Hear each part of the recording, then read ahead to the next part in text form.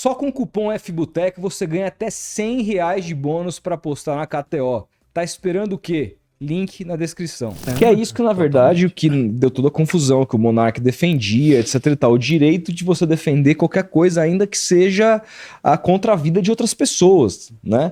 E o que desencadeou tudo o que desencadeou e tudo mais. O Monark tem um pouco de culpa no cartório, porque a primeira discussão sobre isso foi comigo. Então, né? eu lembro, foi uma sobre racismo, não é? Exatamente. Foi comigo. Como é que é? Eu não lembro muito bem. Você lembra? Era... Ele acho que falou... Ele falou alguma coisa no Twitter. Racial, né? E aí eu dei uma resposta que viralizou, que defender racismo na liberdade de expressão, não lembro exatamente o termo. Alguém no Twitter ali pode resgatar para lembrar a gente. Eu acho que ele perguntou pensamento racista? Pensamento racista. E aí eu falei, se você não colocar em prática... Exato, Mas aí foi o estopim. A partir disso aí ele já perdeu um monte de patrocínio e foi ladeira abaixo. Exatamente. Então, e aí, assim, o que eu fico pensando sobre tudo isso é o seguinte sentido. Os Estados Unidos ele tem essa liberdade absurda e completa de tudo. Eu já vi até o próprio Glenn Greenwald defendendo esse tipo de coisa. Sim. Entendeu? Qual que é o modelo mundial, assim, europeu? É assim também? Não é. Os Estados Unidos realmente é o país em que essa proteção à liberdade de discurso é mais ampla. Essa é uma discussão que aqui no Brasil ela seria tão fácil de ser resolvida, mas a gente elocubra muito, né? O que é liberdade de expressão perante a lei brasileira? Você pode falar tudo aquilo que não constitui crime. É bem abaixo, gente. Eu posso falar o que eu quiser, até que o que eu quiser não constitua um crime.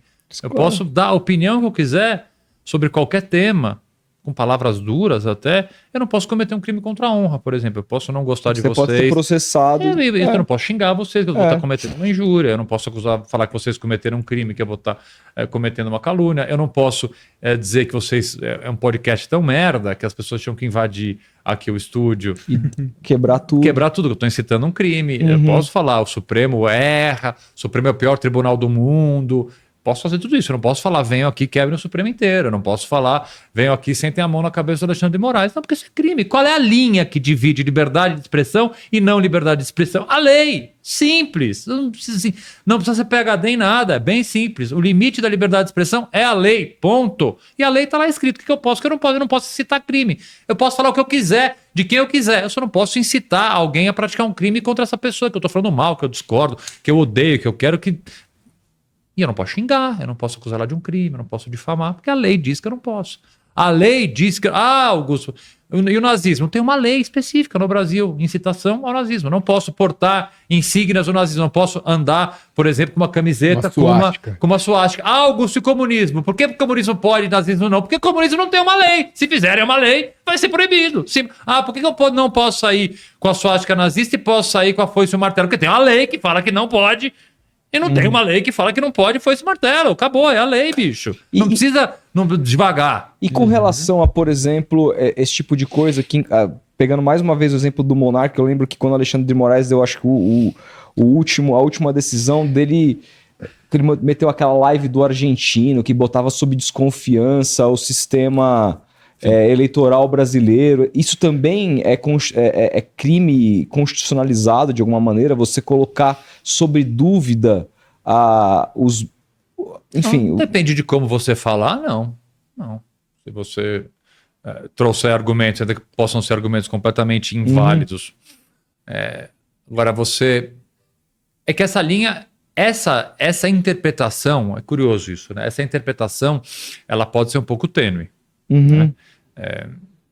Você tem que ter cuidado, o aplicador da lei, aqui não é o advogado, né? O aplicador, quem aplica a lei, seja o Ministério Público, por exemplo, que pede alguma coisa, seja o Judiciário, ele tem um pouco de cuidado para não fazer uma interpretação também completamente desvirtuada desse limite da liberdade de expressão. Se alguém critica o sistema eleitoral brasileiro, faz uma crítica, eu entendo que o sistema ele não é um sistema infalível, que ele pode ser objeto de fraude.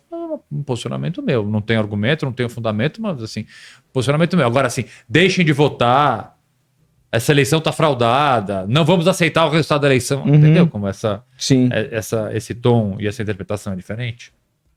Agora, cabe ao aplicador da lei ter responsabilidade também. Eu achei aqui a fala do Monark, ele questionou se ter uma opinião racista seria crime. E eu respondo para ele, se você colocar em prática... Exato, aí você fala, não, Monark, uma opinião racista pode ser um crime de injúria racial, por exemplo. Aí, enfim, aí vocês discutem lá. E aí... Cara, e assim, você tem tanta coisa que eu queria falar, assim, no cinema, tanta coisa diferente que eu queria discutir, porque é muito amplo tudo isso que a gente tá abordando, assim, mas uma das coisas que eu vejo e que eu fico mais pensando, assim, é com relação, por exemplo, a como que a gente tem uma dificuldade muito grande de pensar, muitas vezes, coisas básicas.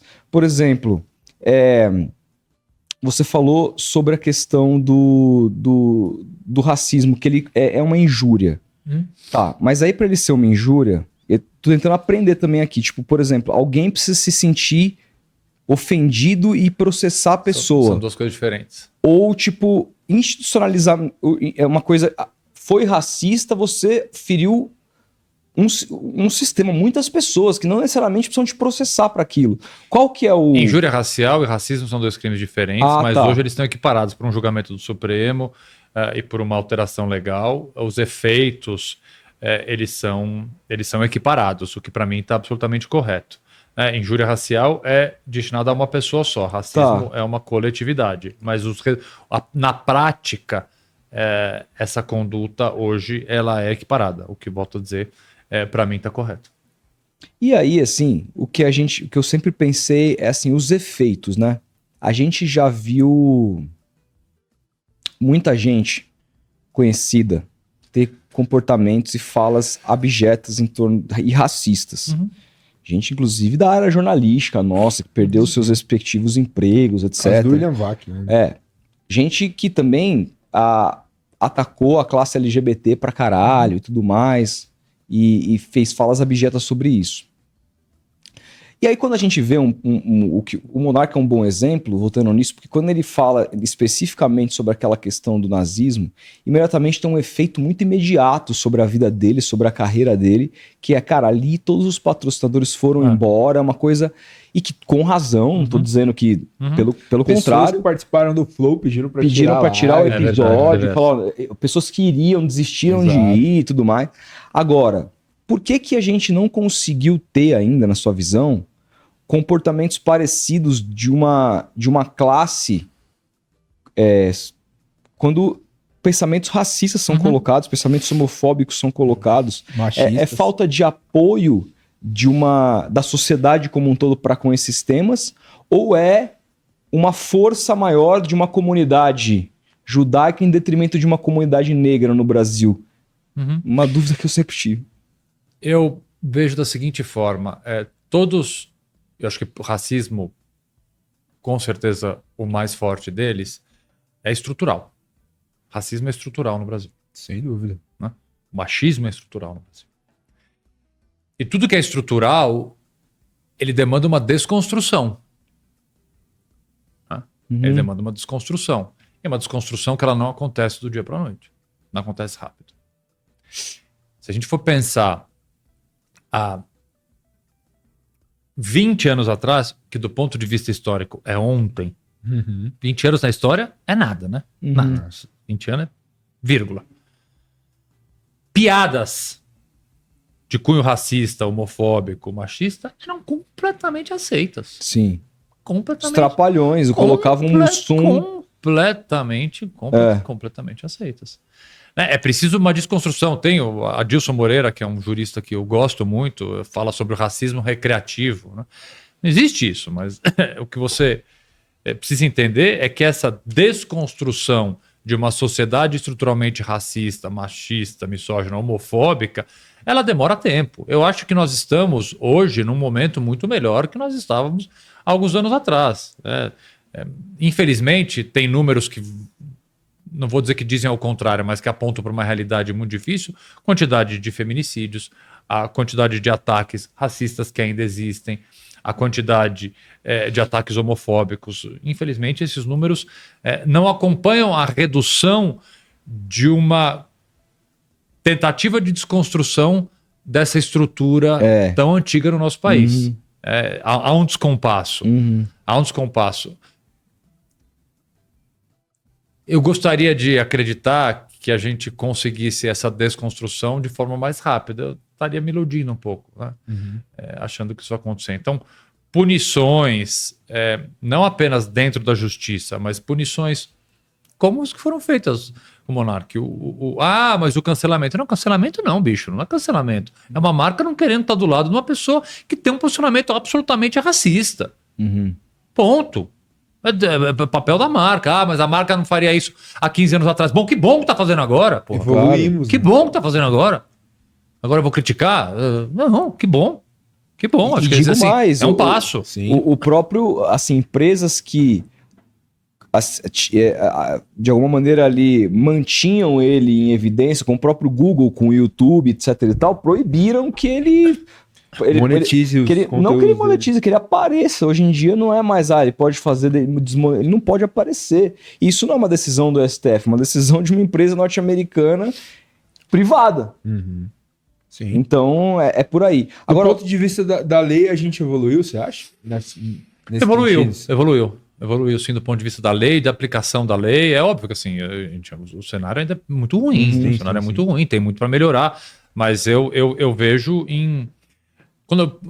os 13 meses que eu passei na Secretaria Nacional de Justiça, por exemplo, vários projetos do governo federal, principalmente projetos que o Ministério da Justiça, na gestão do Flávio Dino, deixaram em andamento com o Conselho Nacional de Justiça, o Conselho Nacional do Ministério Público, com vários órgãos para tratar de temas como racismo, machismo, homofobia, acesso à justiça para absolutamente todas e mais pessoas. Então eu vejo sim um avanço, principalmente nesse governo federal, uma tentativa de avançar bastante nessas pautas. Então assim, você tem que ficar otimista, óbvio que a gente queria mais, mas nem tudo... Eu virei agora um crítico mais comedido de governos em geral, tendo passado por um governo. Né? É fácil reclamar, bicho. Agora chega lá.